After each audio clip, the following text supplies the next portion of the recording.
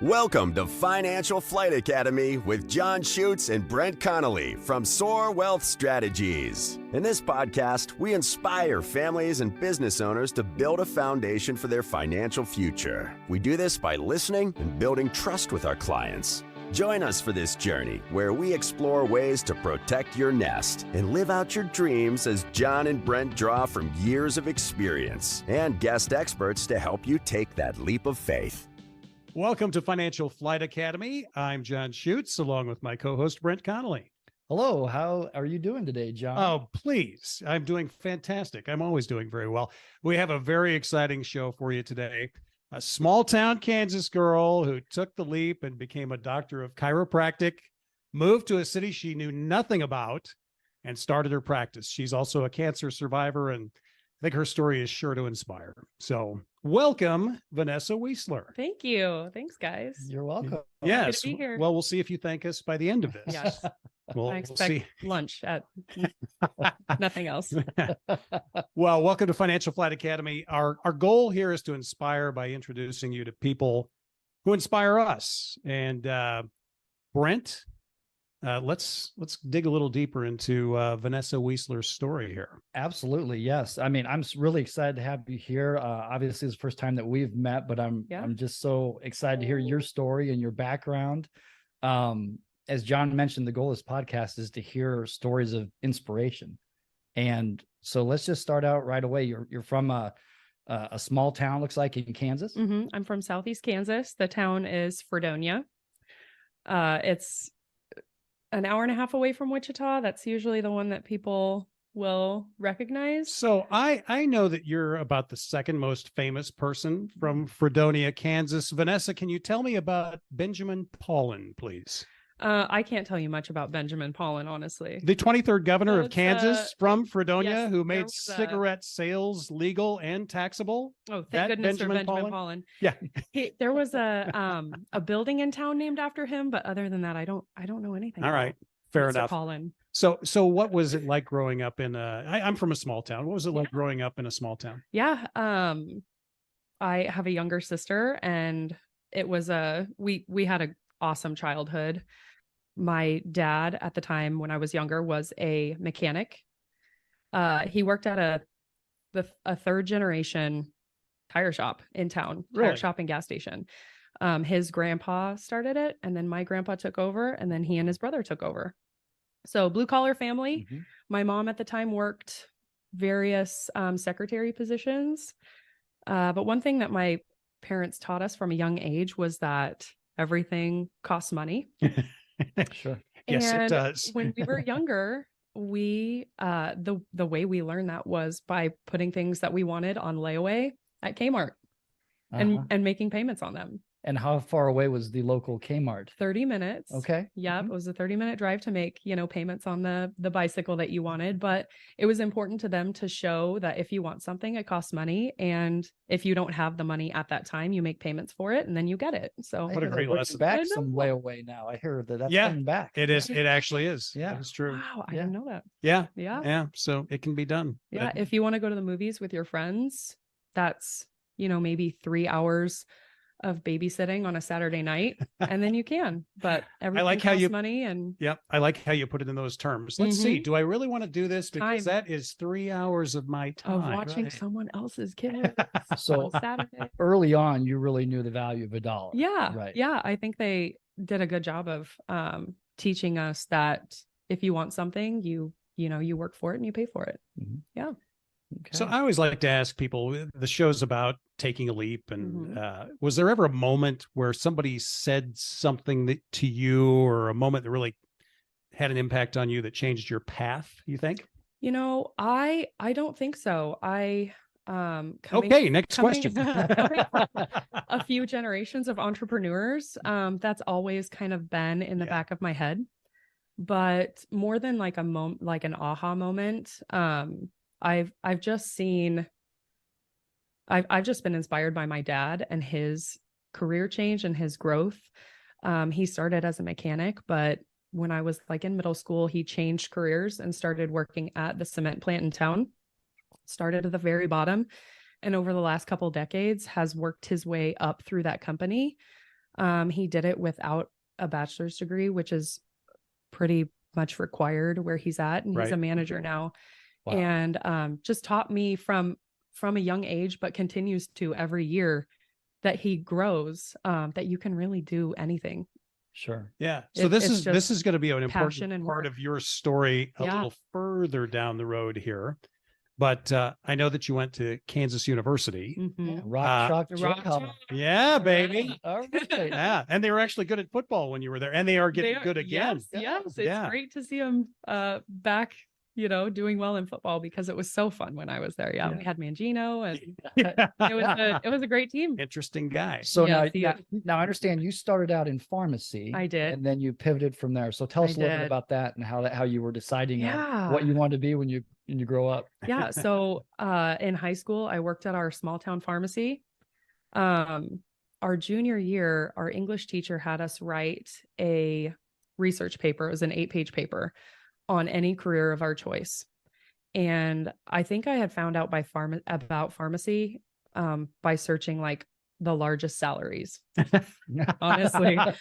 And so, my 16-year-old self was like, well, that's a lot of money. How do you do that? Not a bad place to start. I like it. So she had us, you need to look at your high school requirements to get into college. You need to look at your college requirements. It's 2 years of undergrad studies and then 4 years pharmacy school. And then she had us interview 2 people who work in that field, and just to become familiar with it. So from that time forward, I really, I planned on being a pharmacist. In Kansas, KU is the only school that offers a pre-pharmacy and a pharmacy program.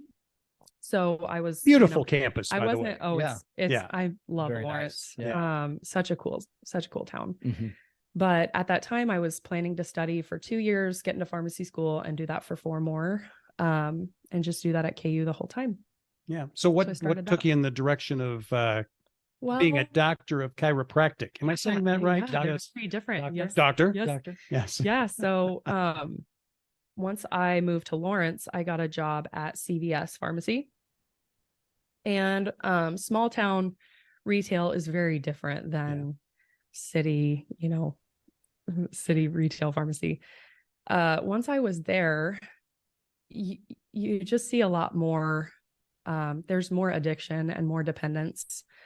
I didn't feel like anymore that I was helping people. And I got to meet a lot more pharmacists in Lawrence, and it just seemed that no one really had a passion for what they did anymore. They may have started that way. And I'm not speaking for all pharmacists, just many that I worked with and interacted with didn't have that joy that I wanted. They weren't helping people in the way that I wanted to help people. Yeah. So, you hear about prescription drug abuse a lot now. Mm-hmm. I mean, it's been around for decades. And I saw that when I was, a 20-year-old. Is that sounds like a big eye opener. You can see your passion when you start talking about that. Yeah, it was really eye opening. Like, not only are these people, they don't enjoy their jobs, and that's the job that I'm looking at having. Right.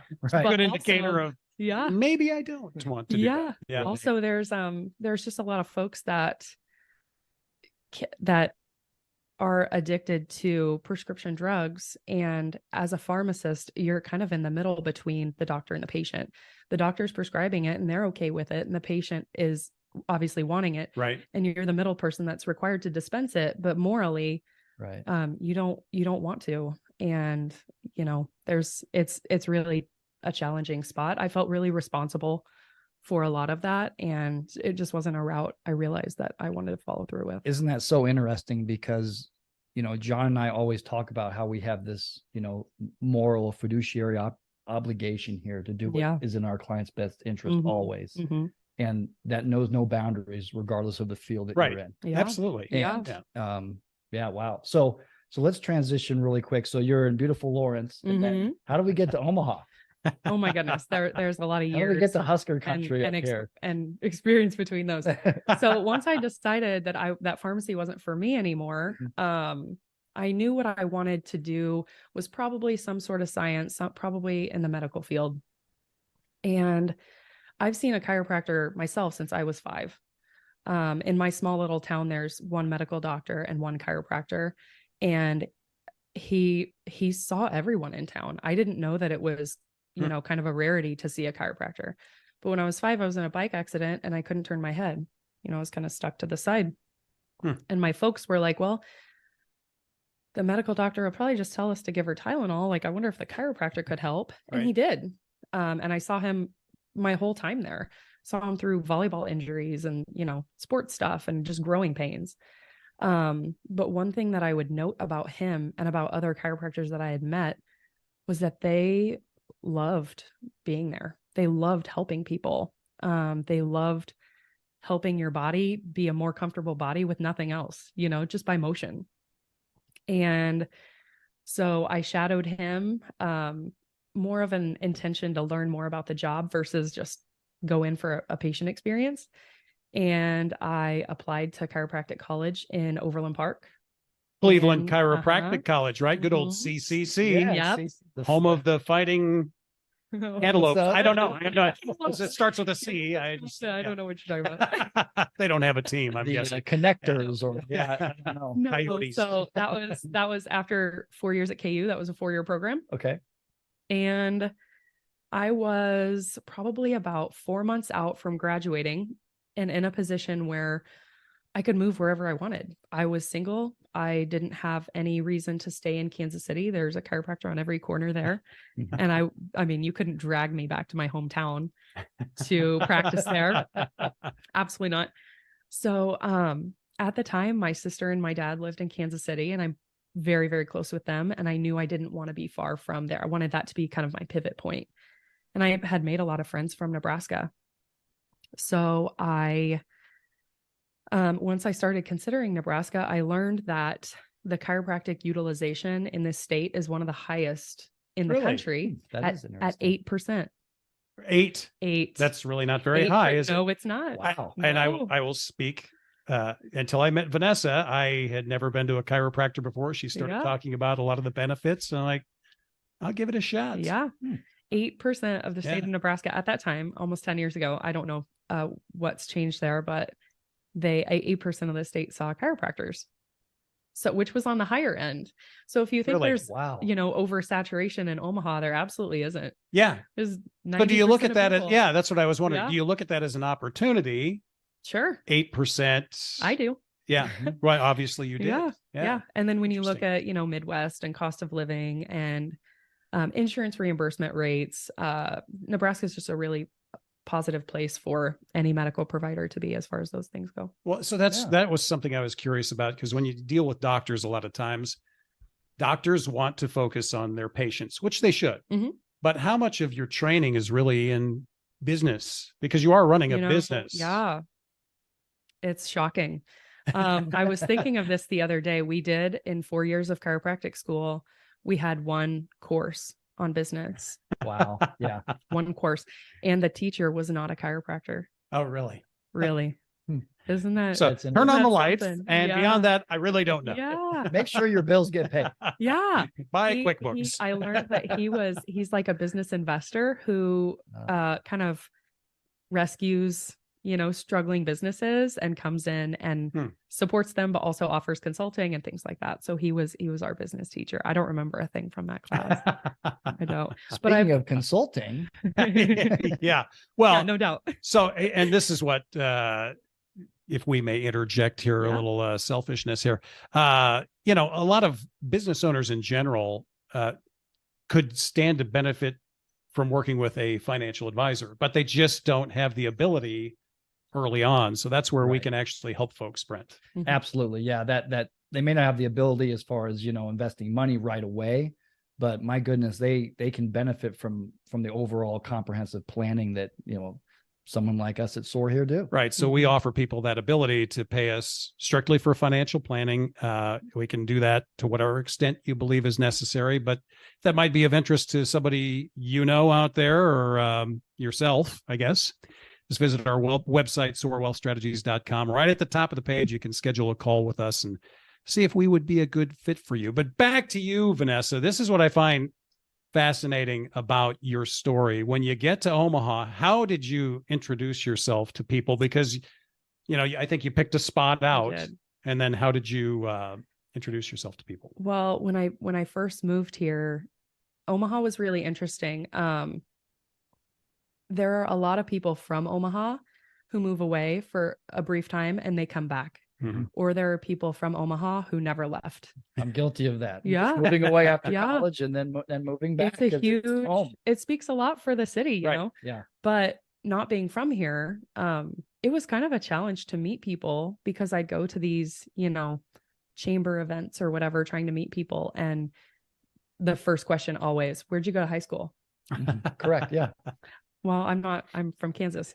Oh, okay. Bye. It was just very, That's a sad story. it wasn't sad, but it was definitely a barrier to meeting people because the city can be really cliquey. You know, a lot of people who know a lot of people. I always say it's a big little town. It is. And yeah. you're 100% correct. Where'd you go to high school? Mhm. Well, do you know so-and-so? And I'll be darned if, there's this rule of the 5 or whatever, where somebody knows somebody that you know. Yeah. So definitely. I can see, so you had a little bit of a challenge breaking into some of those circles. Okay. Yeah. I slowly started to, meet other chiropractors who had other extensions of their network for me to meet. And, something, I moved here and I didn't have a job yet. And I was still trying to, at the time, I thought I was going to open closer to Papillion. So something that I would do to spend my time was just volunteer. I would get on volunteer.org and I would find different things to volunteer at. It was not to recruit patients. I didn't have an office. It was not to recruit patients, but it was a way to meet a lot of people and to, be productive and give back to the community that I was new at. So, the volunteer aspect, that I did meet a lot of people through there, and then meet a lot of people through them as far as, I need to open an office. Do you know a commercial banker? Do you know this person? Do you know an insurance person? Do you know someone who can find my spot? So, John, you were very early on of the people that I had met. Yeah. And yes, that was through BNI, through a networking group that I was introduced to through Brad Myler, another chiropractor here in town. Mm-hmm. And I met John and he's like, have you looked at this spot? Mm-hmm. It's been vacant since I've ever seen it. And it had been vacant the entire time. No one has ever been in the office that I am in. And it was perfect. I mean, it was all right. We're done here. Yeah. I got the credit. It was meant to be. Good night, everybody. Where's your location at? I am just across the street here, 168th and Cornhusker, next to Waterfall Lounge. Okay. My office is called Elite Family Chiropractic. Oh. Yes. I apologize. I should have said that right at the top. Yeah. Once I picked that spot, I was able to meet more people in this area. Right. You knocked on doors. And the way I did that was knocking on neighborhood doors. Yeah. Look at you. You went out and knocked on. It was so uncomfortable. So I want to hear that spiel. All right. Give me that. Yeah. Give me that. I've PTSD blocked it out of memory. It was so it was a way to meet people in the neighborhood that I was going to be serving, and it served its purpose. Well, I'm sure a lot of people. It wasn't as bad as you thought it was. I'm sure it wasn't. But what a great way to meet people. Yeah. Right. So Brent and I did the same thing. Yeah. And a real quick funny story for you about my experience. Maybe you share one similar. I was out one day, kind of a hot day, between houses, my head down, just kind of walking along. And this van full of people stops to ask me a question. They roll down the window. They say, "Oh, we thought you were one of us." I said, "Well, who are you?" "Well, they're with a church that does this door-to-door stuff." And I said, "Oh, well, I'm a financial advisor." And they quick rolled up the windows and drove away. Mm-hmm. So yes, I'm thankful they didn't grab him and stuff him in the van and drive off with him. But I thought you were one of us, a kidnapper. Well, we're going to learn a little bit more about Vanessa's practice and a lot more inspiration from Vanessa. But first, this. Hey, sorry for the interruption. I know you're listening to the podcast Financial Flight Academy, and we are so happy you're here. If you have any questions, please head over to soarwealthstrategies.com or the show notes to find out how to reach us. We would love to hear from you. All right, we are back with Dr. Vanessa Wieseler from Elite Family Chiropractic. Doctor, Tell us a little bit about your practice and what your focus is for your clients. Sure. I have a special interest and postgraduate training to see pregnant women and children. So love seeing that population. We are just next to Tiburon Golf Course. So we also see lots of athletes and golf injuries, and I love seeing families. So that's what brings me the most joy. Yeah. So you can't improve my golf swing is what I hear. Nope. Okay. Unfortunately fine. not. Well, no one can. So you would so need far a lot of time with him. So your Vanessa, if we can just rewind a little bit here, your business life, your personal life going very well a few years ago, and then you were diagnosed with cancer. Mhm. So Yeah. how did you deal with that? Well, Because let me just business- say this, you are possibly one of the most positive people I know in my life. So Thanks. that was I know that was obviously a huge challenge for anyone. Yeah, definitely. You said business and personal life were going really well. And it was from the outside for sure. And I was very successful by other people's definition of success. Right. But I was struggling. I was having a really hard time. I was really close to burnout. I had been seeing people at 6 o'clock in the morning and 7:30 at night. My hours were 9 to 6, but I was there at a minimum 7 to 7 every single day. And, when you own a business, you're either working in the business or on the business. Right. You're there mentally when you're not there physically. So Yes, we know a lot that, about yeah, that. that work-life balance for me did not exist at that time. I was so tired, and I was just practicing at a level that I couldn't sustain. Mm-hmm. So at that time, I really started to try to focus on the hours that I was working and the new people that I was seeing, and trying to be mindful and give myself some space there.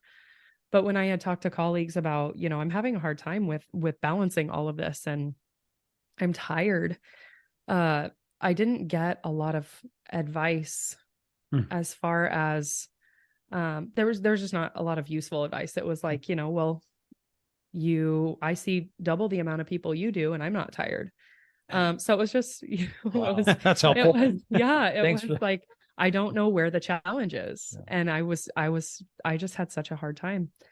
So, in 2019, I was diagnosed with cancer, and, something that took me through was being forced to slow down. Mm-hmm. I got chemo on Wednesdays, so I had to close my office on Wednesdays entirely.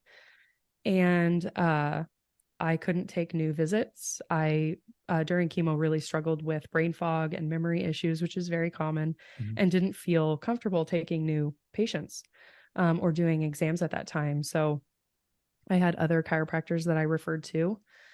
But yeah, it was a huge lesson in time and, working in a way that works for your body. And that looks different for everyone. Sure.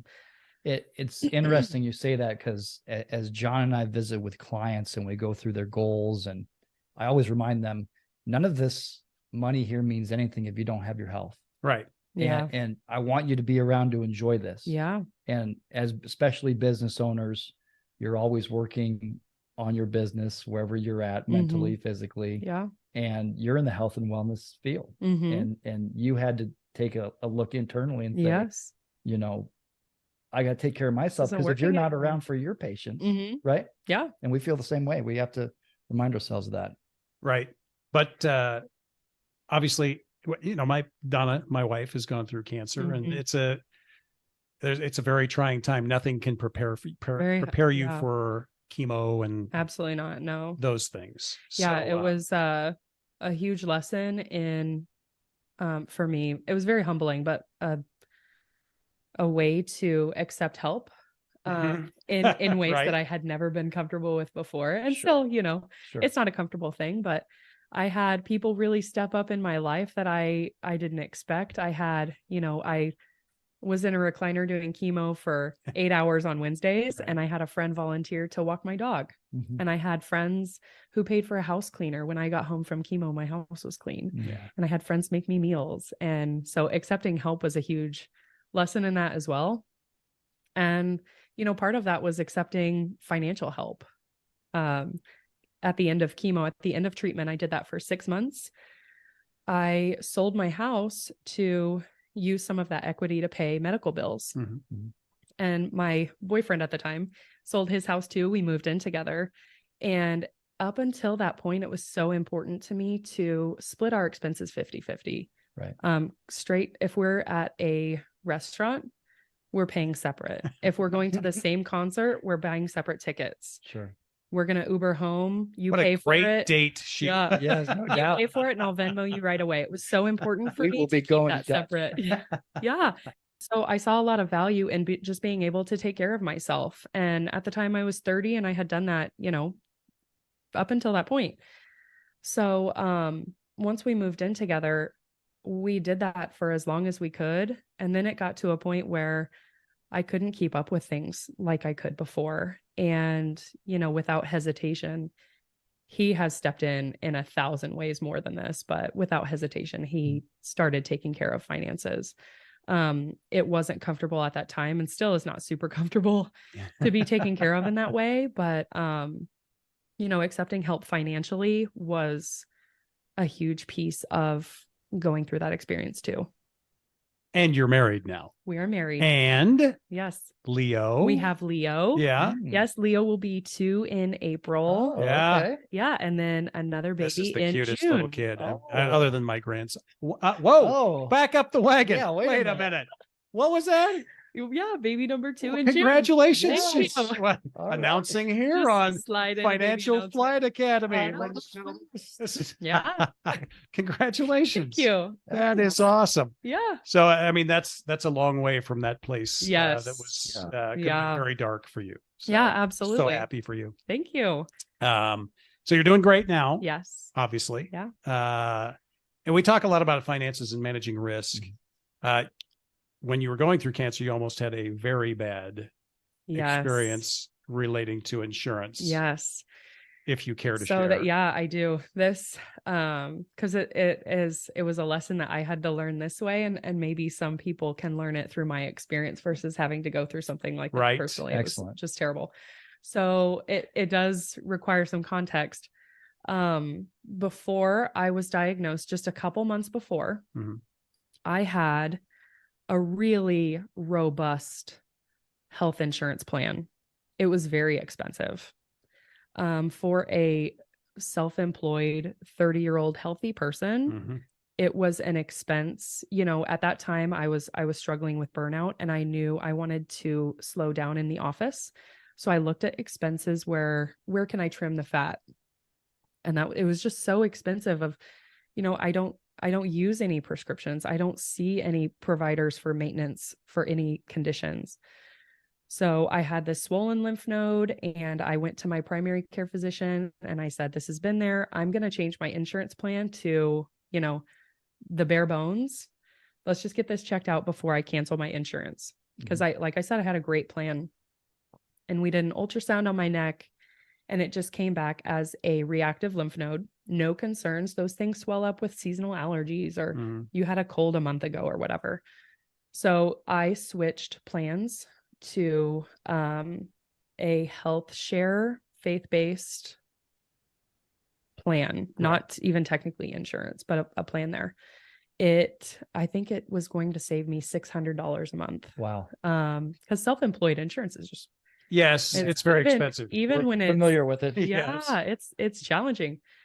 So, right after that, I switched my plan. I was so excited when that first premium came that it was so much less than my regular.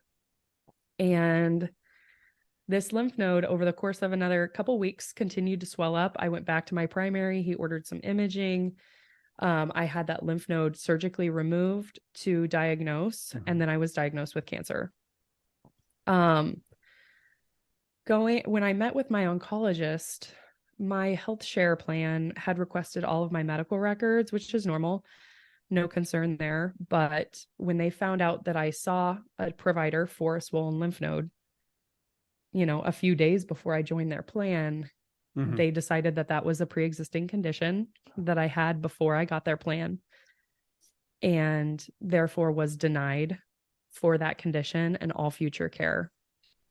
So at that time that I got that denial letter, I had already had that lymph node removed, which was a $70,000 surgery. Wow. And I hadn't started chemo at all.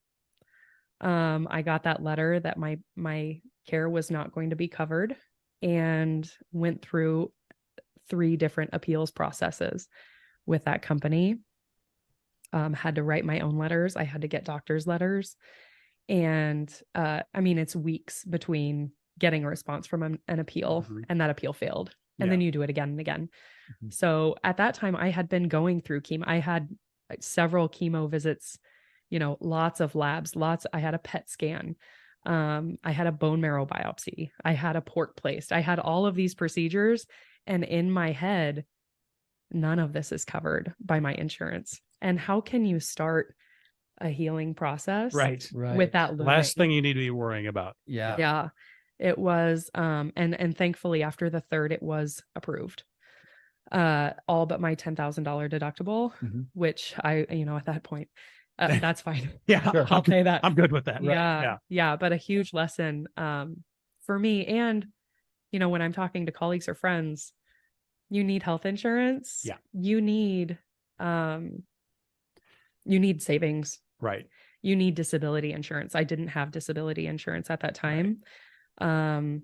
Now I'm disqualified from it for the next 5 years. Yeah. So you need these things. You're self-employed, and no one can take care of your business if you can't. Correct. So yeah, just a huge learning opportunity for other people that I learned. I remember asking you, because you had talked to me about whether you should drop your health insurance. And I, of course, said no. And remember you telling me you had cancer. And I thought, oh, please tell me you didn't drop it. Yeah. So fortunately, it has all worked out for the better. Well, okay, quick, Vanessa, how do people get in touch with you at Elite Family Chiropractic? The best way to get in touch with the office is to text.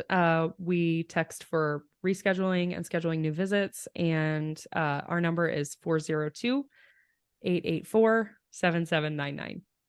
Thank you. Very good. Well, thank you very much to Dr. Vanessa Wieseler for sharing your story. What an inspiration. I'm so fired up that you went through all these trials and tribulations, and we're so happy to have you here. Thank you. Once you get done texting her office, please look Soar up at www.soarwealthstrategies.com. You can also get a hold of us at 531-867-3400. Don't forget, subscribe to this podcast, share it with someone you care about. Follow us on all the social media sites, LinkedIn, Facebook, Twitter, and Instagram. We got them all. We got them all. Vanessa, again, thank you. Probably one of the most impressive people I know. No kidding.